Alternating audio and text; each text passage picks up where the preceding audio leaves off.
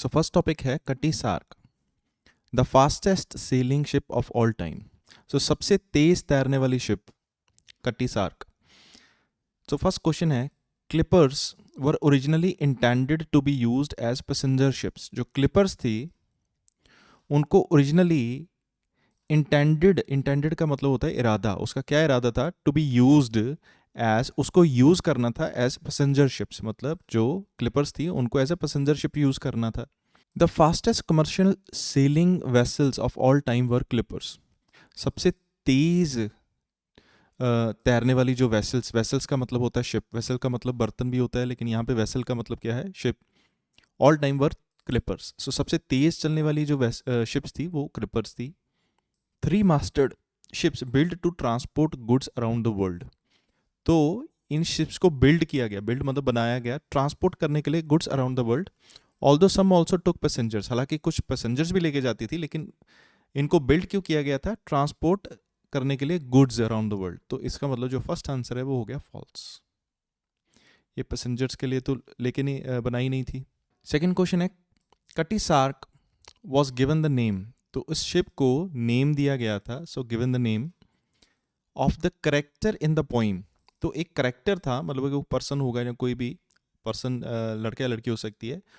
सो एक करेक्टर था पोइम में, उसके बेस पे उसको नाम दिया गया था। So Cutty Sark's unusual name comes from the poem Tam Shanter by the Scottish poet Robert Burns Tam. तो उसका जो अनयूजुअल नेम किससे आता है, एक पोइम से आता है, ये तो क्लियर है पोइम से आता है।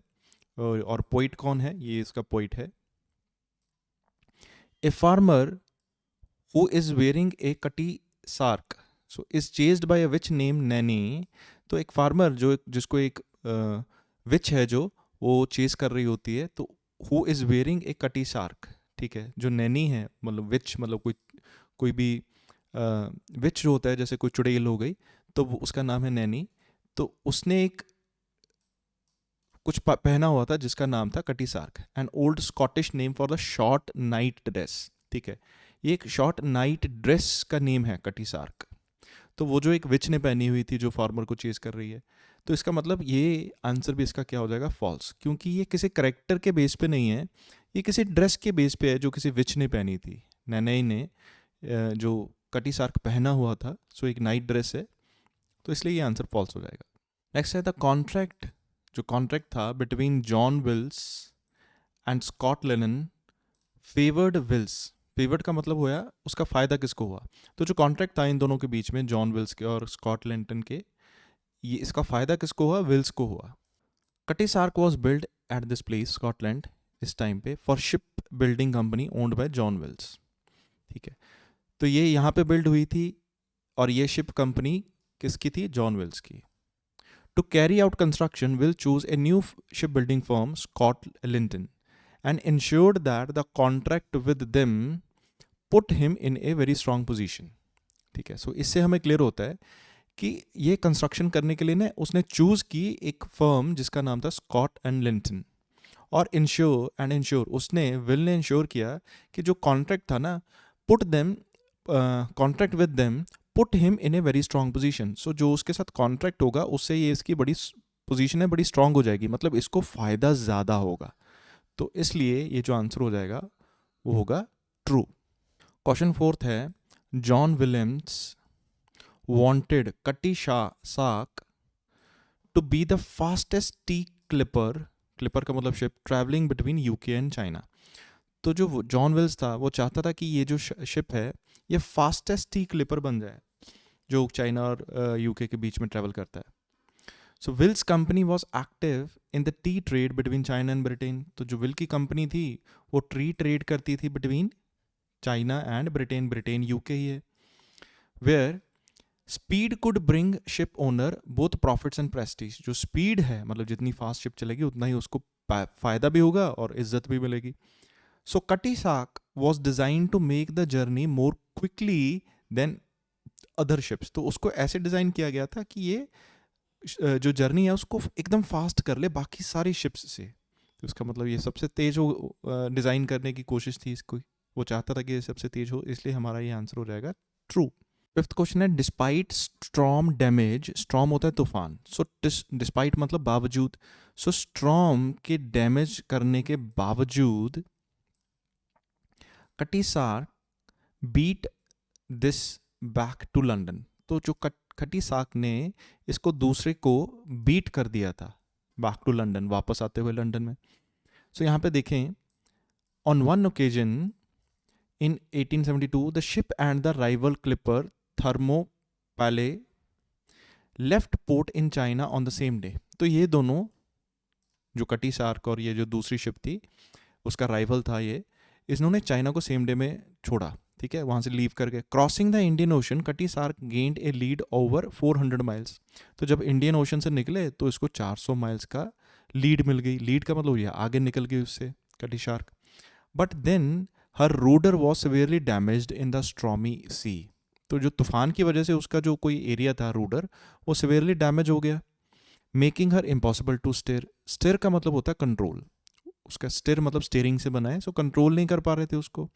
The ship's crew had the daunting task of repairing the rudder at sea and only succeeded at the second attempt. जो शिप की जो टीम थी, क्रू था, उसने इसको रिपेयर किया रूडर को, लेकिन वो सेकेंड अटेम्प्ट में सक्सीड हुआ। मतलब पहली बार उन्होंने कोशिश की, वो कर नहीं पाया, दूसरी बार कोशिश की तो हो गया। कटी SAARC reached London a week after so थर्मोपोस्ट। सो इसको मतलब ये हो गया कि कट्टी शार्क एक हफ्ते बाद पहुंची, तो इसने तो बीट किया नहीं फिर उसको, सो इसलिए ये हमारा आंसर हो जाएगा फॉल्स। सो डैमेज होने की वजह से वो एक हफ्ते बाद पहुंची। सिक्स क्वेश्चन है the opening of Suez canal. Opening मतलब स्टार्ट हुआ क्या, सेज कैनल मेंट दैट, इसका मतलब ये था कि स्टीम शिप्स जो थी could travel between Britain and China faster than Clippers. जो क्लिपर्स थे, सेलिंग शिप्स थी, उनसे ब्रिटेन और चाइना में वो फास्टर ट्रेवल कर सकती थी ये स्टीम शिप्स, स्वेज कैनल की ओपनिंग की वजह से। सो यहाँ पे देखें, stream ships pose a growing threat to clippers. तो जो स्ट्रीम शिप्स थी वो डर थी क्लिपर्स के लिए, as their speed and cargo capacity increased, क्योंकि उनकी स्पीड भी ज़्यादा थी, कार्गो कैपेसिटी भी ज़्यादा थी सामान लेके जाने की। In addition, the opening of the Suez Canal in 1869, the same year the Cutty Sark was launched, had a serious impact. तो ये जो सेज कैनल ओपन हुआ ना उसी साल, जिस साल कटी सार्क को लॉन्च किया गया था, तो उसका भी बहुत बड़ा सीरियस इम्पैक्ट हुआ। कैसे? While stream ships could make use of the quick direct route between Mediterranean and Red Sea, the canal was of no use for sailing ships.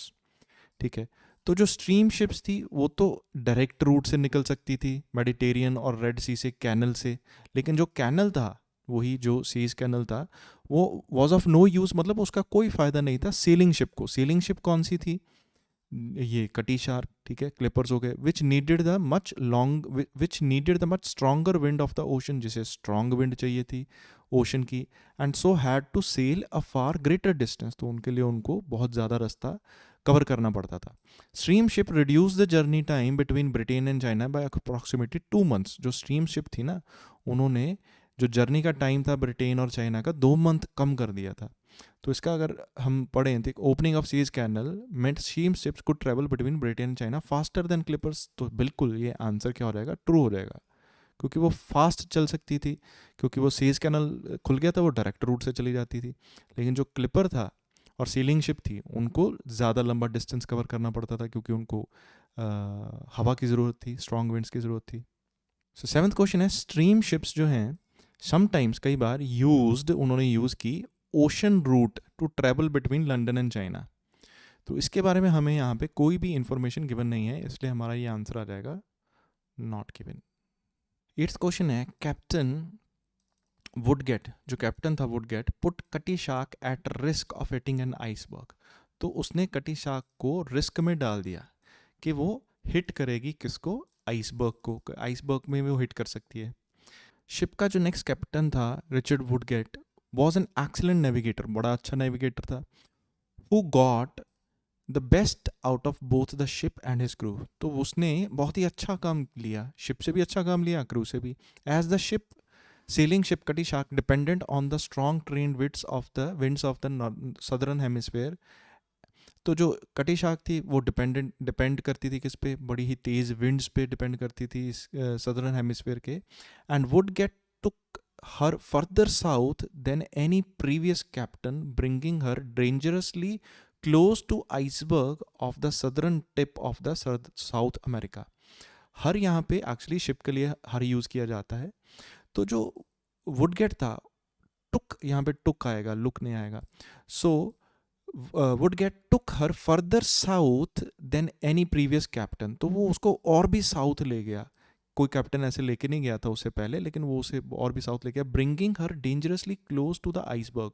तो वो उस शिप को ना बहुत ही डेंजरसली क्लोज ले गया आइसबर्ग, मतलब उसके साथ टकरा सकता था. Of the southern tip of the south America.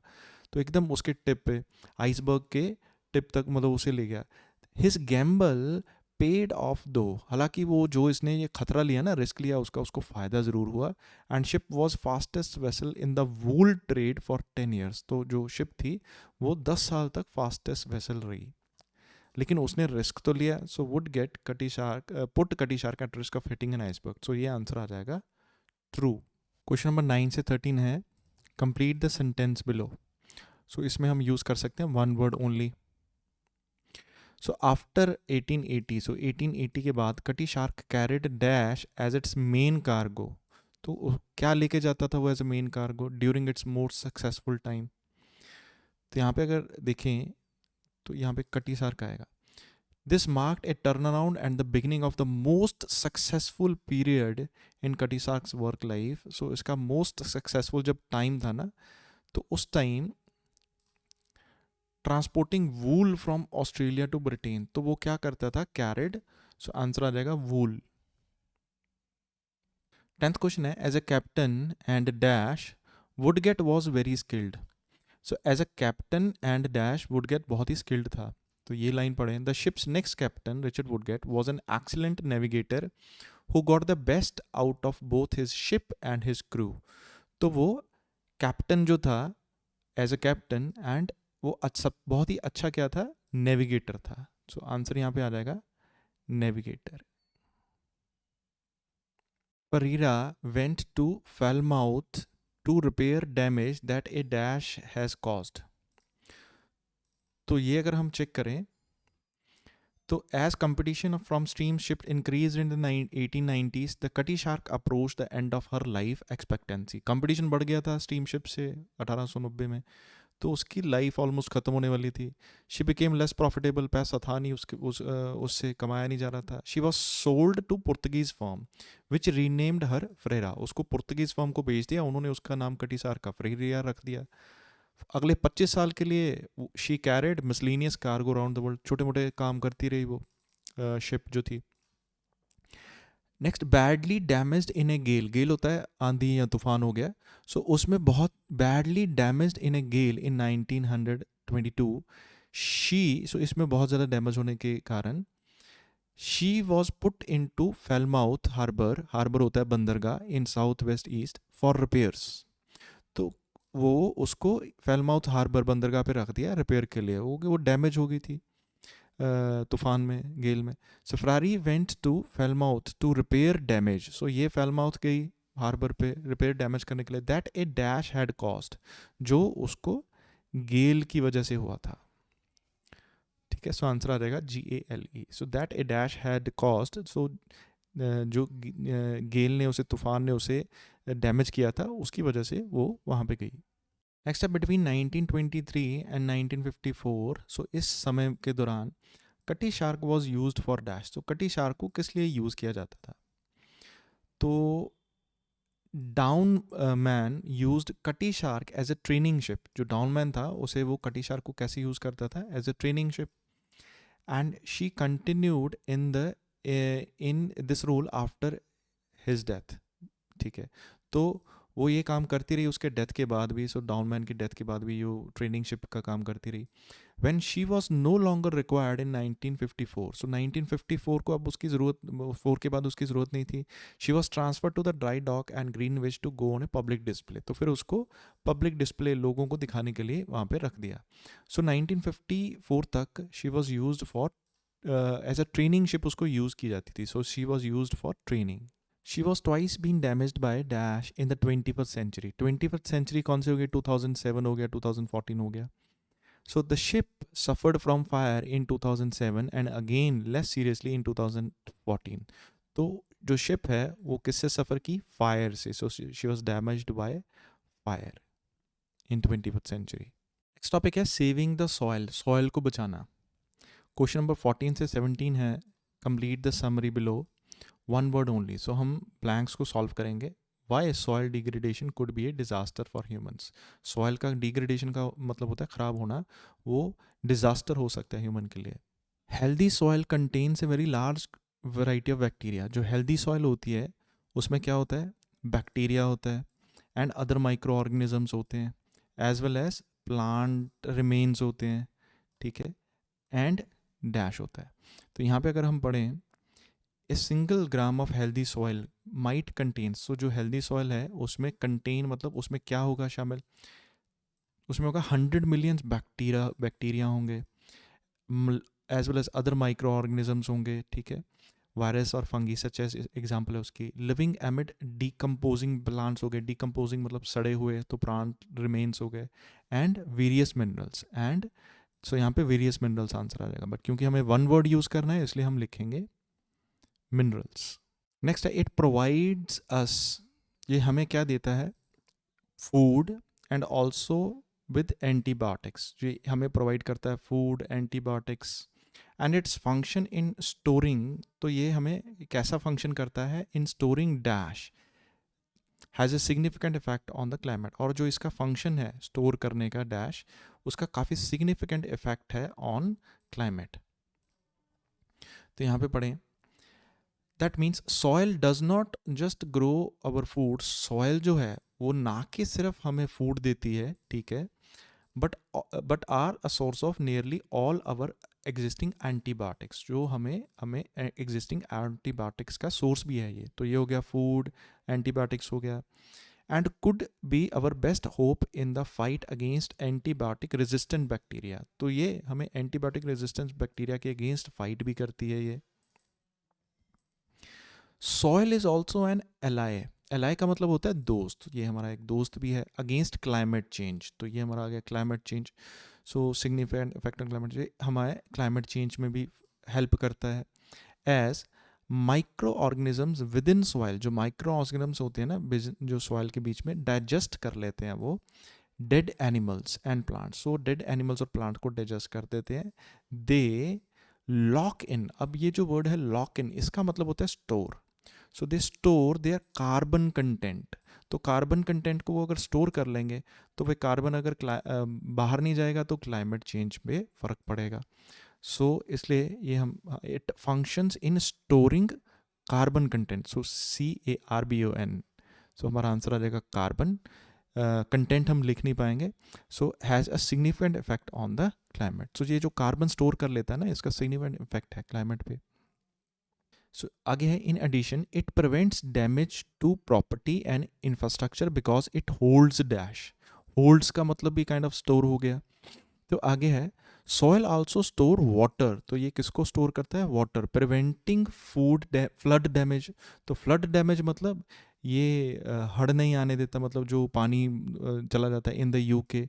Damaging to building, damage to building. So ये प्रिवेंट करता है. प्रिवेंट का मतलब होता है रोकना. ये फ्लड डैमेज को रोकता है, डैमेज टू बिल्डिंग को रोकता है, road and bridges from floods caused by soil degradation, जो हर साल इतना नुकसान हो सकता है. सो इसलिए ये क्या स्टोर करता है? Water. So it because it holds water, तो ये प्रिवेंट करता है damage to property infrastructure. Next है if these micro organisms are lost. अगर ये माइक्रो ऑर्गेनिजम्स ख़त्म हो गए ना, लॉस्ट मतलब ख़त्म हो गए, सॉयल में lose its special properties. Soil जो है अपनी स्पेशल प्रॉपर्टीज को लूज कर देगी. The main factor contributing to soil degradation. Soil degradation का मतलब होता है सॉयल खराब होना. जो मेन फैक्टर है जो सॉयल डिग्रेडेशन कर रहा है is the dash carried out by humans. वो डैश है जो ह्यूमंस करते हैं. तो अगर यहाँ पे पढ़ें if the soil lose its ability to perform these functions the human race could be in big trouble. अगर सॉयल ने ये फंक्शंस लूज़ कर दिए ना तो ह्यूमन को प्रॉब्लम हो जाएगी. The danger is not that soil will disappear completely, ऐसा नहीं है कि सॉयल ख़त्म हो जाएगी, but that the micro organisms that give it A special properties will be lost. ये जो माइक्रो ऑर्गेनिजम्स है ना जो इसको स्पेशल प्रॉपर्टीज़ देते हैं, ये ख़त्म हो जाएंगे. तो ये हमारा सेक्शन यहाँ पे आ गया, माइक्रो ऑर्गेनिजम्स आर लॉस्ट, वो स्पेशल प्रॉपर्टी ख़त्म हो जाएगी. And once this has happened, it may be the soil, it may take the soil thousands of years to recover. और ये हो गया ना तो हज़ारों साल लगेंगे सॉइल को ठीक होने में. Agriculture is by for the biggest problem. So agriculture जो है ना वो सबसे बड़ी प्रॉब्लम है इसमें. तो इसलिए जो बिगेस्ट प्रॉब्लम मतलब जो मेन कंट्रीब्यूटिंग फैक्टर है सॉइल डिग्रेडेशन का इज़ द एग्रीकल्चर, क्योंकि वो कौन करता है? ह्यूमंस. सो आंसर आ जाएगा एग्रीकल्चर. नेक्स्ट है complete sentences with the correct ending. So हमको सेंटेंसेस को करेक्ट एंडिंग से मैच करना है, ए टू एफ बिलो. तो 18th क्वेश्चन है nutrients contained in the unused parts of the harvest crop. So जो न्यूट्रेंट्स होते हैं unused part of the harvest crop, तो उसका क्या होता है? सो यहाँ पे अगर हम देखें in the wild when plants grow they remove nutrients from the soil. जो प्लांट्स ग्रो करते हैं तो न्यूट्रेंट्स वो ले लेते हैं सॉइल से. But when the plants die and decay, जब वो मर जाते हैं और डिके हो जाते हैं, these nutrients are returned directly to the soil. तो वो जो न्यूट्रेंट्स है वापस आ जाते हैं सॉइल में. Human tend not to return unused parts of the harvest crops directly to the soil to enrich it, meaning that soil gradually becomes less fertile. जो human है ना वो जो अनयूज्ड पार्ट्स है, सो अनयूज्ड पार्ट्स ऑफ जो crops हैं, so unused parts of harvest crops जो हैं वो डायरेक्टली सॉइल को देता नहीं है. Human tend not to return, वो नहीं देता वापस directly to the soil to enrich it. इसका मतलब जो सॉइल है gradually become less fertile, soil खराब हो जाती है. सो इसका मतलब nutrients contained in the unused part of the soil may not be put back into the soil. वो शायद वापस नहीं आते उसमें. क्यों? क्योंकि ह्यूमन उनको देता ही नहीं है वापस, रिटर्न ही नहीं करता. नेक्स्ट है synthetic fertilisers produced with the Haber Bosch process. जो सिंथेटिक फर्टिलाइजर, सिंथेटिक होता है केमिकल जो लैब में प्रोड्यूस किया जाता है. सो वो फर्टिलाइजर्स हैं produced with this. A solution came in the early 20th century when the Haber-Bosch process for manufacturing amino nitrate. Farmers have been putting this synthetic fertilizers on these fields ever since. तो 20th century में ना एक synthetic amino nitrate आ गया. तो ये एक synthetic fertiliser था और फार्मर्स जो हैं इस सिंथेटिक फर्टिलाइज़र को उसने यूज़ करना शुरू कर दिया अपने फील्ड में. But over and over the past few decades it wasn't such a bright idea. ये बहुत अच्छा आइडिया नहीं था जो सिंथेटिक फर्टिलाइज़र यूज़ करते थे. Chemical fertilizers can release polluting nitroxide into the atmosphere. And so ये जो बेसिकली केमिकल फर्टिलाइजर्स थे ये क्या कर सकते थे? ये एटमॉस्फेयर में क्या रिलीज करते थे? Nitro oxide. पल्यूटिंग मतलब ख़राब करने वाला. सो इसलिए ये जो सिंथेटिक फर्टिलाइजर्स थे may cause damage to different aspects of the environment. So ये इन्वायरमेंट को, different aspects of the environment को ये पल्यूट कर सकते थे, डैमेज कर सकते थे. वो कैसे? जैसे यहाँ लिखा था excess is often washed away with the rain. Rain से वो जो केमिकल फर्टिलाइजर थे वो वॉश हो जाते थे. Releasing nitrogen into the reverse. अच्छा, ये रिवर्स में भी जाते थे. इसका मतलब different aspects of the environment को ये डैमेज करते थे. ये इन्वायरमेंट को, एटमॉस्फेयर को भी ख़राब करते थे, रिवर्स में भी जाते थे. ठीक है. सो इसका आंसर ये हो गया ई 19th का.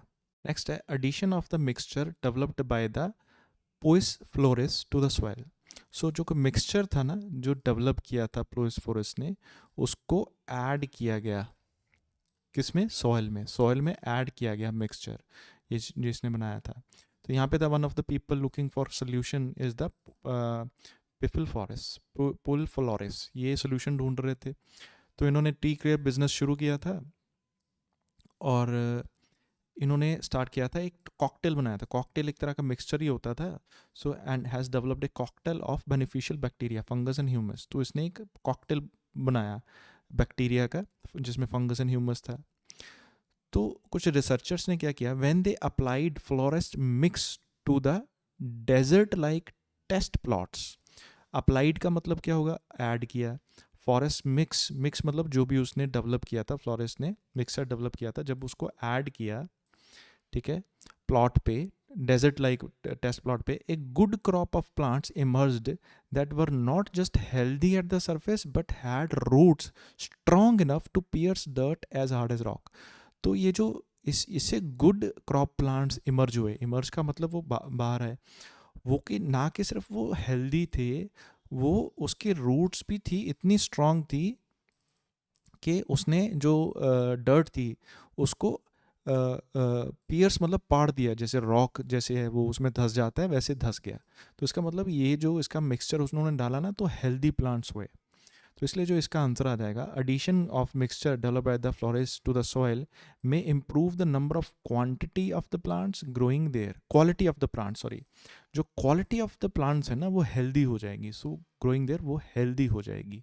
ठीक है, so the number and quality of plants जो वहाँ पे ग्रो कर रहे हैं वो क्या हो जाएगी, इम्प्रूव। सो इसलिए हमारा जो आंसर आ जाएगा वो होगा ए। सो नेक्स्ट है the idea of zero net soil degradation. So zero net soil degradation का आइडिया जो है सो वो क्या है, सो यहाँ पे लिखा but this is only a first step, ये फर्स्ट स्टेप है, we need ways of preventing the problems, presenting the problems that bring it home to governments and the wider public. तो हमें कुछ ऐसे प्रॉब्लम्स को प्रेजेंट करना पड़ेगा, we need ways of presenting the problem that bring it home to governments and wider public, जो government को भी पता लगे, वाइडर पब्लिक को भी उसे नॉलेज मिले इसकी। सेज ये पर्सन है यहाँ की, वो बोल रहे हैं कनाडा की, most scientist do not speak language that policy makers can understand and वैसा वर्सा। अच्छा, जो साइंटिस्ट हैं वो प्रॉब्लम तो ढूंढ लेते हैं लेकिन वो ऐसी लैंग्वेज नहीं बोलते जो पॉलिसी मेकर्स मतलब गवर्नमेंट को समझ आए। ठीक है, या जो गवर्नमेंट बनाती है वो साइंटिस्ट को समझ में नहीं आती है, वैसा वर्सा। Checkes and her colleagues have proposed a goal of zero net land degradation. तो उन्होंने एक ये आइडिया प्रपोज किया, जीरो नेट लैंड डिग्रेडेशन। सो इसका मतलब क्या होगा कि साइंटिस्ट की जो इन्फॉर्मेशन है वो पॉलिसी मेकर्स तक पहुंचे और पॉलिसी मेकर्स की जो साइंटिस्ट तक पहुंचे, ताकि हमें कोई टेंजिबल रिजल्ट मिले जिसका कोई फ़ायदा भी हो। ठीक है, सो इसलिए the idea of zero net soil degradation may help government to be more aware of soil related issues. ठीक है, सो हमारा आंसर ये आ जाएगा। तो ये प्रॉब्लम्स जो थी वो गवर्नमेंट और जनरल पब्लिक तक प्रेजेंट होती नहीं थी। ठीक है, जो साइंटिस्ट बोलते थे वो पॉलिसी मेकर को समझ नहीं आता था। तो उन्होंने एक गोल निकाला कि ज़ीरो नेट लैंड डिग्रेडेशन कोई स्कीम चलाएंगे या कोई स्टार्ट करेंगे जिससे ये प्रोसेस हो जाए कंप्लीट। सो इसलिए जो हमारा ये आंसर होगा वो होगा डी। नेक्स्ट क्वेश्चन 22 से लेकर 26 क्वेश्चन है, which section contain the following information. So paragraph contain the following information. So ये हम बताएंगे। जो 22nd क्वेश्चन है, reference to one person's motivation for soil improvement project. तो एक पर्सन की बात की है जहाँ पे जो सॉइल इम्प्रूवमेंट प्रोजेक्ट पे काम करना था। तो यहाँ पे लिखें one of the people, so one मतलब लोगों में से जो एक था, looking for solution to this problem is, तो जो सोल्यूशन ढूंढ रहा था इस प्रॉब्लम का, is Pius Floris, who started out running a tree care business in the Netherlands and now advise some of the world's top soil scientists. So वो उसने क्या किया, शुरू किया ट्री केयर बिजनेस शुरू किया नीदरलैंड में, और वो आज क्या करता है, वो एडवाइजेज मतलब वो एडवाइस करता है दुनिया के टॉप सॉइल साइंटिस्ट को एडवाइस करता है। ठीक है, सो सॉइल इम्प्रूवमेंट प्रोजेक्ट एक पर्सन ने जो स्टार्ट किया, तो उसका रेफरेंस कहाँ पे मिला हमें, ई पैराग्राफ में। सो इसलिए हमारा आंसर आ जाएगा ई। 23rd क्वेश्चन है, an explanation of how soil stayed healthy.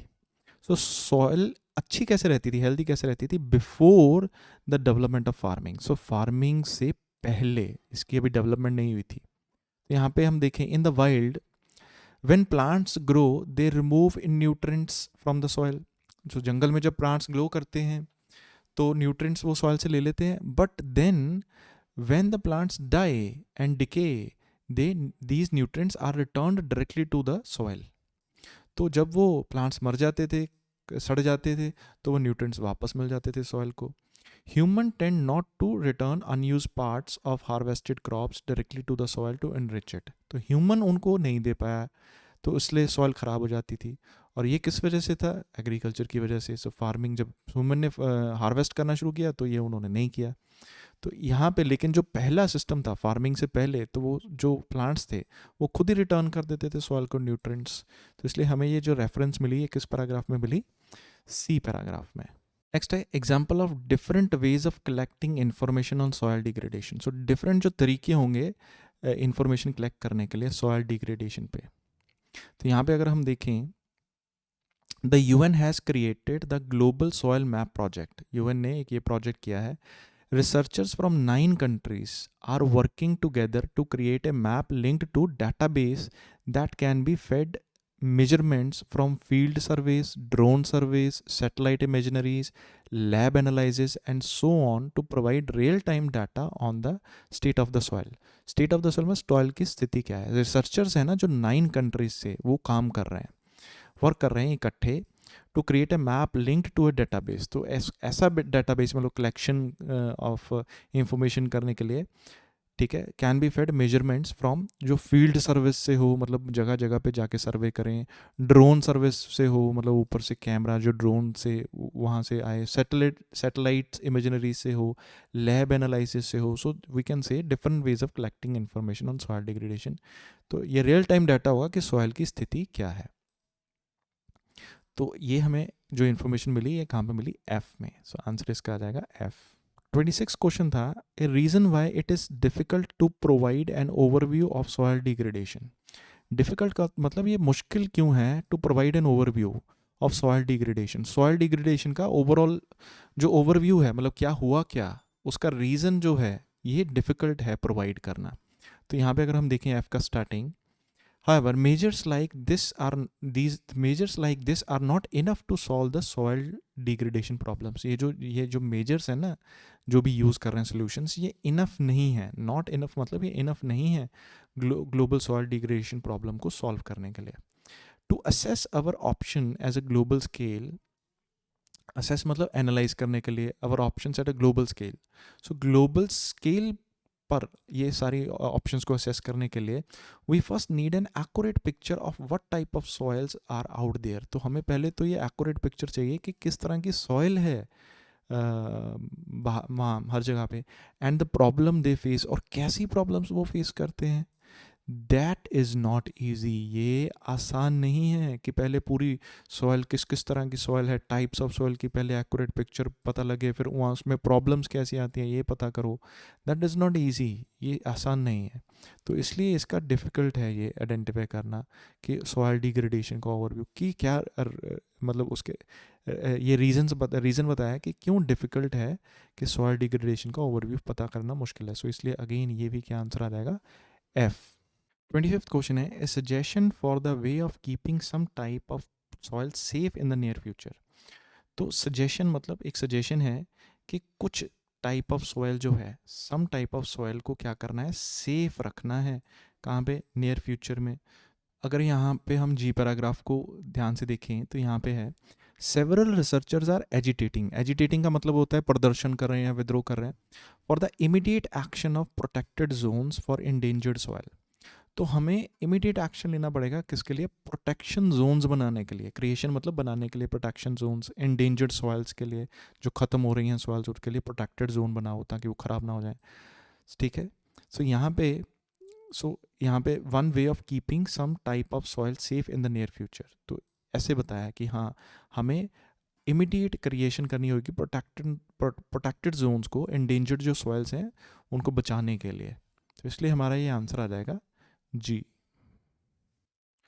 So next topic है the happiness industry, how the government and big businesses sold us wellbeing. 27th question है, what is reviewer's attitude to advocates of positive psychology. Advocates होते हैं supporters. सो advocates का मतलब हो गया supporters. सो जो positive psychology को सपोर्ट करते हैं, मतलब उसमें विश्वास रखते हैं, उनके ऊपर रिव्यूअर का एटीट्यूड क्या है, मतलब इसमें राइटर का एटीट्यूड क्या है. यहाँ पे हमें पॉजिटिव साइकोलॉजी और पॉजिटिव साइकोलॉजी के बारे में बताया गया है, लेकिन यहाँ पे सिर्फ और सिर्फ उसकी डेफिनेशन के बारे में बताया गया है कि है क्या. अगर हम सेकेंड पैराग्राफ पे आए, यहाँ पे लिखा है those who think in this way. Those मतलब वो लोग, हु थिंक इन दिस वे जो ऐसा सोचते हैं. सो those who think in this वे मतलब जो पॉजिटिव साइकोलॉजी के बेसिस पे सोचते हैं. दैट मीन्स यहाँ पे किसकी बात की गई है, सपोर्टर्स की. So those who think in this way are oblivious. Oblivious का मतलब होता है जिनको, मतलब जो इग्नोरेंट हैं, मतलब जिन जो अनअवेयर हैं, उनको भी पता नहीं है कि क्या चीज़ सही है क्या गलत है, ठीक है। सो those who think in this वे, जो इस तरह सोचते हैं, कैसे, पॉजिटिव साइकोलॉजी, मतलब पॉजिटिव एटीट्यूड के जैसे, so are oblivious to the vast psychological literature in which the meaning and value of happiness have been explored and questioned। वो इग्नोरेंट है, उनको पता ही नहीं है, किस चीज़ के बारे में पता नहीं है। वास्ट मतलब बहुत ज़्यादा बड़ी साइकोलॉजिकल लिटरेचर, सो जो भी बुक्स टेक्स्ट जो भी अवेलेबल है उसके बारे में, थ्योरीज, ठीक है, फैक्ट्स, उनके बारे में वो जानकार नहीं है, उनको पता नहीं है। In which the meaning and value of happiness have been explored and question, मतलब कैसे जो मीनिंग है हैप्पीनेस का उसे ढूंढा गया है, उसे क्वेश्चन किया गया है, उनके बारे में उसे कुछ भी नहीं पता उनको। सो इसलिए, so what is reviewer's attitude to advocates of positive psychology, इसका आंसर आ जाएगा they are ignorant about the ideas they should be considering. तो उनको ये नहीं पता कि कौन से आइडियाज़ उनको कंसिडर करने चाहिए। इसके आगे फर्दर भी लिखा है एंड राइट एज, सो वो लिखते हैं कि as if nothing of any importance has been thought on the subject until it came to their attention.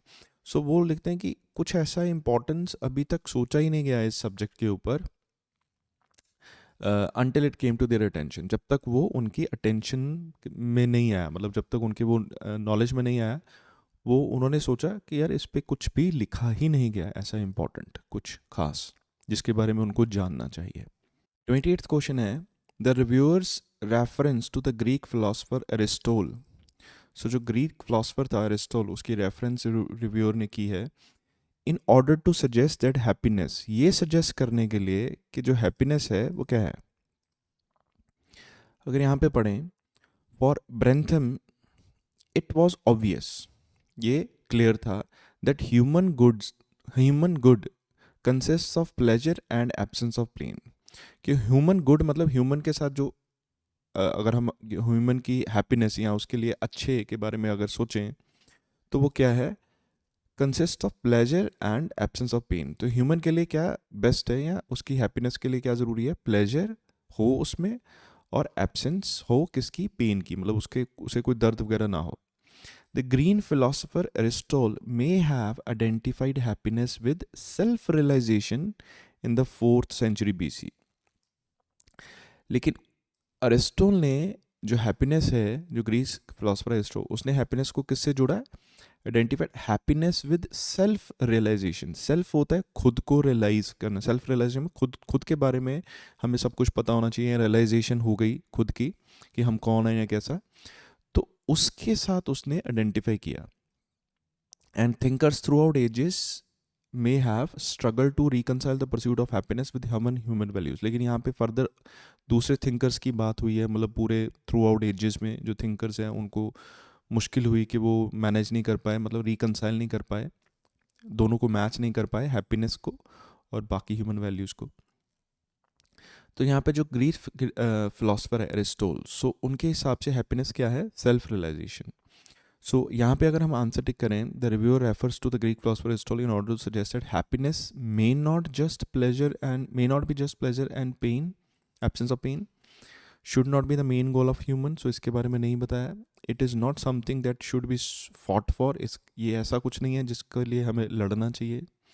Is not just abstract concept, ये कोई एब्स्ट्रैक्ट कंसेप्ट नहीं है, नहीं। सो इसलिए हमारा जो आंसर है इस पॉइंट ऑफ व्यू से हमारा आंसर आ जाएगा ए, कि जो पर्सन थे पहले ब्रेंथन, तो उन्होंने बोला था कि ये pleasure and pain, absence of pain है, ह्यूमन की जो गुड है उसमें क्या क्या शामिल है, प्लेजर और एब्सेंस ऑफ पेन। लेकिन ये जो ग्रीक फिलोसफर हैं अरिस्टोटल, ये बोलते हैं हैप्पीनेस एंड सेल्फ रियलाइजेशन है। सो इनके हिसाब से शायद ये pleasure and absence of pain नहीं है हैप्पीनेस। 29th क्वेश्चन है according to Davies, Bentham's suggestion of linking the price of goods with happiness was significant because, so Bentham was also a pioneer of the science of happiness। मतलब जो Bentham था उसने start की थी science of happiness. तो उसने बोला था कि हैप्पीनेस अगर साइंस है तो उसको मेजर किया जाना चाहिए। और हालांकि ये कॉम्प्लेक्स है, ये प्लेजरेबल सेंसेशंस को आइडेंटिफाई करना, क्योंकि कितना खुश है पर्सन। तो लेकिन इसको हम ह्यूमन पल्स के रेट के मेजरमेंट से हम कर सकते हैं आइडेंटिफाई। तो इसलिए उसने बोला money could be used as a standard for quantification. तो एक तो ह्यूमन पल्स के बेस पे कर सकते हैं, और दूसरा अल्टरनेटिवली दूसरा ऑप्शन क्या है कि मनी को यूज़ कर सकते हैं हम स्टैंडर्ड फॉर क्वालिफिकेशन, मतलब उससे हम मेजर कर सकते हैं हैप्पीनेस। तो if two good different goods have the same price, वो बोलता है it can be claim that they produce the same quantity of pleasure in the consumer. अगर दो जो गुड्स हैं उसकी प्राइस अगर सेम है, तो वो बेंथम क्लेम करता है कि वो सेम क्वांटिटी ऑफ प्लेजर है, खुशी है, वो कंज्यूमर में प्रोड्यूस करेगी। ठीक है, so Bentham was more attracted by the latter measure. So इसमें वो अट्रैक्टेड था जो उसने मनी के कंसेप्ट में उसको उसने हैप्पीनेस को डिफाइन किया था। ह्यूमन पल्स रेट में के बेसिस पे वो इतना मतलब इंटरेस्टेड नहीं था। तो by associating money so closely to the inner experience, Davies right, Bentham set the stage for entangling of psychological research and capitalism that would shape the business practices for the 20th century. तो उसने बोला कि उसने ये जो inner experience जो है, happiness है, उसको मनी से एसोसिएट मतलब लिंक किया। उसने ऐसे लिंक किया है, डेविस लिखते हैं कि जो बेंथम है उसने इन दोनों को, इनर एक्सपीरियंस को और मनी को ऐसे एसोसिएट किया है कि बेंथम ने सेट कर दिया स्टेज फॉर इंटेंगलिंग। इंटेंगलिंग होता है मिक्स करना, ठीक है, of psychological research and capitalism. उसने साइकोलॉजिकल रिसर्च जो हमारी सोच है उस पे जो रिसर्च है, और कैपिटलिज्म को इकट्ठा मतलब मिक्स कर दिया है। और ये जो है ये बिजनेस प्रैक्टिसेस को शेप करेगा 20th सेंचुरी की। मतलब इसके बेस पे अब बिजनेस होगा कि इनर एक्सपीरियंस मनी कैसे इंक्रीज करती है या डिक्रीज करती है, इसके बेस पे। सो अगर हम राइट डेविस ने बेंथम से क्या बताया उसने, क्यों उसने बताया कि ये इंपॉर्टेंट है, तो उसने बोला था कि अब बिजनेस इसके बेस पे होगा। तो अगर हम ये सारे डी ऑप्शंस तक देखें तो इसका मीनिंग है it was the first successful way of assessing happiness. ये पहला successful way of assessing happiness था, नहीं पहला तो नहीं था। It was established A connection between work and psychology. इसने इस्टेब्लिश किया क्या, कनेक्शन मतलब एसोसिएट कर दिया उसने किसके बीच में, work and psychology. So inner experience को मनी के साथ कनेक्ट कर दिया, और इसके बेस पे उन्हें साइकोलॉजिकल रिसर्च को इंटेंगल्ड, मतलब ये भी हो सकता है, कनेक्ट कर दिया साइकोलॉजिकल रिसर्च को कैपिटलिज्म में। कैपिटलिज्म काइंड ऑफ वर्क हो गया, साइकोलॉजिकल रिसर्च मतलब साइकोलॉजी हो गया, तो इन दोनों को कनेक्ट कर दिया। सो इसके बेस पे हम बोल सकते हैं कि हमारा आंसर जो आएगा वो आएगा B. So it was the first successful example of psychological research. ये psychological research पे first successful example थी, नहीं। It involved consideration of rights of consumer, ऐसा हमें कुछ भी नहीं बताया गया। Question 30 से 34 है, complete the summary using the list of words A to G. 30th question है, in the 1790s he suggested a type of technology to improve dash for different government departments. तो उसने इन 1790s में suggest किया a type of technology to improve dash for different departments. So क्या improve करने के लिए? So यहाँ पे हमें information है in the 1790s he wrote to the home office suggesting, तो उसने home office को लिखा, suggest करती है that the department of government, departments जो हैं government के, be linked together through a set of conversation tubes. तो आपस में वो जुड़े होने चाहिए, linked होने चाहिए। कैसे? Together through a set of conversation tubes. So conversation tubes से वो जुड़े होने चाहिए। देन उसने बैंक ऑफ इंग्लैंड की बात हो गई, ठीक है, ठीक है। सो इसके लाइन के बेस पे हम अगर इनमें से आंसर टिक करना हो तो हम एफ कम्युनिकेशन, तो वो क्या इम्प्रूव करना चाहते थे, कम्युनिकेशन। नेक्स्ट है and to the Bank of England, तो उसने एक तो किसको लिख के भेजा था, होम ऑफिस को सजेस्ट किया था, दूसरा किसको, बैंक ऑफ इंग्लैंड को, with a design for printing device that could produce unforgeable bank notes. Unforgeable होता है जिसके डुप्लीकेट बैंक नोट्स नहीं बनाए जा सकते, ठीक है। तो बेसिकली वो क्या उसने जो सजेशन दी, so he developed a new way of printing bank notes to increase dash and also, ठीक है। सो प्रिंटिंग तो अगर उसकी वो अनफॉर्जेबल बैंक नोट्स को सजेस्ट किया उसने, दैट मीन्स वो उसकी क्या इम्प्रूव करना चाहता है? Answer is security. So he developed a new way of printing bank notes to increase security. Answer आ जाएगा बी, क्योंकि उसने जो सजेस्ट किया था वो था कि वो अनफॉर्जेबल बैंक नोट्स प्रोड्यूस करें. अनफॉर्जेबल हुआ जिसके नकली नोट्स नहीं बन सकते. तो अगर नहीं बन पाएंगे तो उसकी सिक्योरिटी क्या हो जाएगी? इम्प्रूव हो जाएगी. इसके साथ है and also designed a method for the dash of food. तो उसने एक और मेथड डिज़ाइन किया for the dash of food. So he drew up a plan. So he designed a plan for a frigidarium to keep provisions such as meat, fish, fruit and vegetables fresh. ठीक है, तो उसने एक plan बनाया, Drew किया. फ्रिजिडेरियम उसका नाम था. To keep provisions such as, so ऐसी प्रोविजंस बनाने के लिए जिससे मीट, फिश और जो फ्रूट एंड वेजिटेबल्स है वो क्या रहें? फ्रेश रहें. तो इसका मतलब हमारा जो आंसर यहाँ पे आएगा वो होगा प्रिजर्वेशन. प्रिजर्वेशन होता है बचा के रखना. So he design a method for the preservation of food. Preservation again इसका मतलब हो गया बचा के रखना. मतलब जैसे हम फ्रिज में जो हमारा बचा हुआ खाना है वो फ्रिज में रख देते हैं ताकि वो ख़राब ना हो. तो फ्रिज क्या करती है? उसको, फूड को प्रिजर्व करके रखती है. सो बचा के रखती है, वो ख़राब नहीं होने देती. नेक्स्ट है he also drew up plans for prison. तो उसने प्रिजन के लिए भी प्लान्स बनाए which allowed the dash of prisoner at all times. तो he celebrated design for a prison. तो उसने प्रिजन के लिए जो भी डिज़ाइन बनाया to be known as panopticon, जिसका नाम था panopticon, in which prisoners would be kept in solitary confinements. Solitary होता है एकांत, कन्फाइनमेंट्स मतलब पिंजरा या जेल में. सो उनको जिसमें प्रिजनर्स को जेल में रखा जाएगा while being visible at all times to the guards. तो ये विजिबल होंगे हर टाइम गार्ड्स पे. Was very nearly adopted. इसको भी ऑलमोस्ट अडॉप्ट कर लिया था.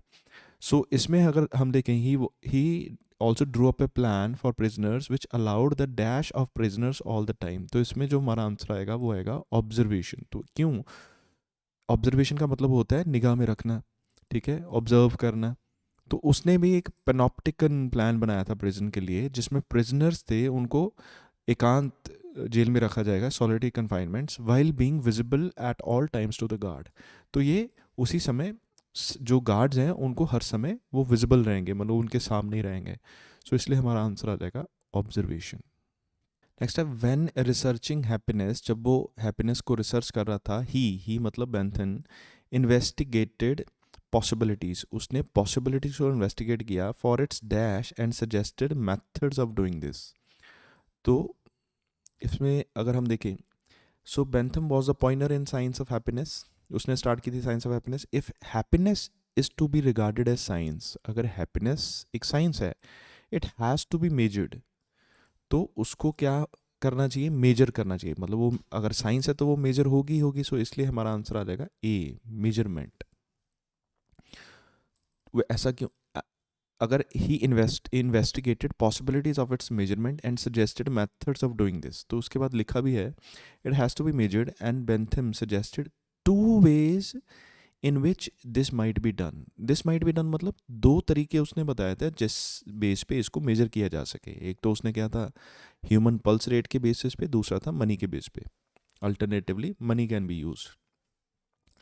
तो अगर वो साइंस है तो इसका मतलब इसको मेजर किया जाना चाहिए, और उसने सजेस्ट किया 2 तरीके कि इसको मेजर किया जा सकता है. सो while researching happiness he investigated possibilities of its measurement and suggested some methods of doing this. तो ये हमारा आंसर आ गया ए. 35 से 40 क्वेश्चन हैं, yes no not given.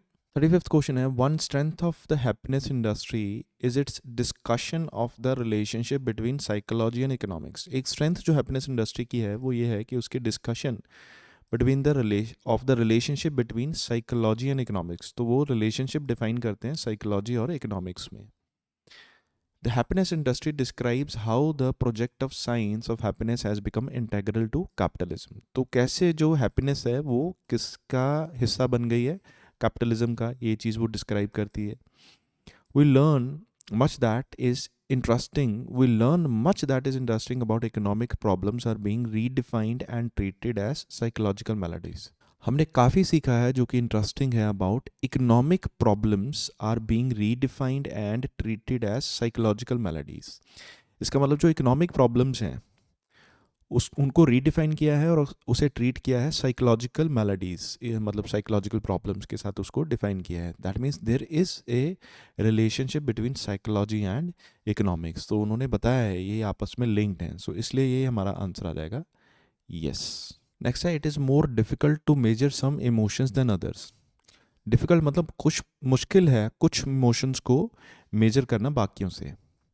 सो यहाँ पे लिखा था Davis shows that shows how the believe that inner state of pleasure and displeasure can be objectively measured has informed management studies and advertising. So basically जो Davis ने show किया है कि जो बिलीफ है ना inner state of pleasure and displeasure को objectively major किया जा सकता है, ये उसने मैनेजमेंट स्टडीज़ और एडवर्टाइजिंग को बता दिया। ठीक है, सो लेकिन इसमें ये तो बता दिया कि इसको मेजर किया जा सकता है, लेकिन उसमें इसका कंपैरिजन नहीं हुआ कि बाकियों से ये जो मेजरमेंट है सम इमोशंस की मेजरमेंट है ये ज़्यादा डिफिकल्ट है कि कम डिफिकल्ट है, डिफिकल्टी का लेवल नहीं बताया। सो इसलिए हमारा ये आंसर आ जाएगा नॉट गिवन। 37th क्वेश्चन है, वॉस्टन्स आइडिया ऑन बिहेवियरलिज्म। जो वॉस्टन का आइडिया था बिहेवियरलिज्म पे were supported by research on humans. तो उसने उसको कैसे सपोर्ट किया था, ह्यूमंस पे रिसर्च करके। ही कैरिड आउट बिफोर 1950, जो उसने 1950 से पहले की थी। So when he became the president of American Psychological Association in 1915, so ये वाटसन की बात हो रही है। So जब वो प्रेसिडेंट बना, he had never even studied a single human being, उसने कभी भी एक सिंगल ह्यूमन बीइंग की भी स्टडी नहीं की थी। His research had been confined to experiments on wild rats. So यहाँ पे wild आना चाहिए था। So उसकी जो एक्सपेरिमेंट था बेसिकली वो सारा किस पे था, रैट्स के ऊपर। तो उसने ह्यूमंस को स्टडी किया ही नहीं कभी, तो इसलिए हमारा ये आंसर होना चाहिए नो। नेक्स्ट है, Watson's idea have been most influential on governments outside America. Most influential मतलब सबसे ज़्यादा इन्फ्लुएंशियल है जो इसके आइडियाज़, वाटसन के आइडियाज़, वो है आउटसाइड अमेरिका। सो यहाँ पे लिखा तो है, yet Watson's reductive model is now widely applied with behavioural changes becoming the goal of governments. तो ये वाइडली अप्लाइड किया जाता है, मतलब बहुत सब काफ़ी जगह ये इम्प्लीमेंट होता है और ये कई गोल भी है इम्प्लीमेंट गवर्नमेंट्स का। For example in Britain a behavioural insight team has been established by the government to study how people can be encouraged. तो ब्रिटेन में एक बिहेवियरल इंसाइट टीम को भी इस्टेब्लिश किया है, तो कैसे लोगों को इनकरेज किया जा सके, ऐसी एक गवर्नमेंट स्टडी है। तो गवर्नमेंट को स्टडी कर रही है वो, at minimum cost to public pursue. So ऐसा तो है, लेकिन ठीक है ये अमेरिका में हुआ, अमेरिका से बाहर भी हुआ, ब्रिटेन में भी हुआ, लेकिन ब्रिटेन में ये सबसे ज़्यादा इन्फ्लुएंशियल था। मतलब अमेरिका से कंपैरेटिवली बाकी आउटसाइड अमेरिका में जो सबसे ज़्यादा इन्फ्लुएंशियल था, ये हम एग्जैक्टली नहीं कह सकते। तो ये जो सुपरलेटिव डिग्री है ना, मोस्ट इन्फ्लुएंशियल, इसका मतलब सबसे ज़्यादा इन्फ्लुएंशियल ये आउटसाइड अमेरिका था। सो ऐसा भी हो सकता है कि अमेरिका में ज़्यादा इन्फ्लुएंशियल था, ब्रिटेन में कम इन्फ्लुएंशियल था। तो हुआ दोनों जगह पे, अमेरिका में भी हुआ है, ब्रिटेन जो है वो यूरोप में है तो वहाँ पे भी हुआ है, ब्रिटेन में भी हुआ है, लेकिन ज़्यादा ये कहाँ पे इन्फ्लुएंशियल था इसके बारे में हमें इन्फॉर्मेशन नहीं गिवन, इसलिए हम इसका आंसर देंगे नॉट गिवन। नेक्स्ट है, the need for happiness is linked to industrialisation. So happiness की जो नीड है वो इंडस्ट्रियलाइजेशन के साथ लिंक्ड है, मतलब हैप्पीनेस को इंडस्ट्रियलाइजेशन से लिंक कर दिया। Modern industrial societies appear to need the possibility of ever increasing happiness to motivate them in their labourers. तो यहाँ पे हम क्लियर हो जाता है, अपेयर का मतलब ऐसा, modern industrial societies appear to need the possibility of over increasing happiness to motivate them in their labourers. तो यहाँ पे हमें क्लियर होता है कि जो हैप्पीनेस है तो उसको किससे कनेक्ट किया है, इंडस्ट्रियलाइजेशन। जो मॉडर्न इंडस्ट्रीज हैं उनको ये चाहिए ताकि वो इनकरेज कर सके अपने लेबरर्स को। तो the need for happiness is link to industrialisation, so इसका आंसर आ जाएगा यस। लास्ट है, the main aim of government, जो गवर्नमेंट का एम है, should be to increase the happiness of the population. तो वो क्या होना चाहिए कि वो जो पॉपुलेशन की हैप्पीनेस को बढ़ाए। But one ever its intellectual pedigrees, the idea that government should be responsible for happiness is always a threat to human freedom। तो ये जो आइडिया है ना कि गवर्नमेंट रिस्पॉन्सिबल है हैप्पीनेस को प्रमोट करने के लिए, वो एक थ्रेट है ह्यूमन फ्रीडम के लिए। सो दैट मीन्स ये गवर्नमेंट का मेन एम नहीं होना चाहिए। हमें ये समझ में आता है। सो आंसर, इसलिए हमारा आंसर आ जाएगा नो। आई होप आपको ये पूरी रीडिंग समझ में आई होगी। अगर आपको कोई भी क्वेश्चन इसमें नहीं समझ आया, एक्सप्लेनेशन उसकी नहीं समझ आई, तो प्लीज़ कमेंट करके हमें बताइए, ताकि हम जो फर्दर वीडियोस हैं उसमें इम्प्रूवमेंट कर सकें।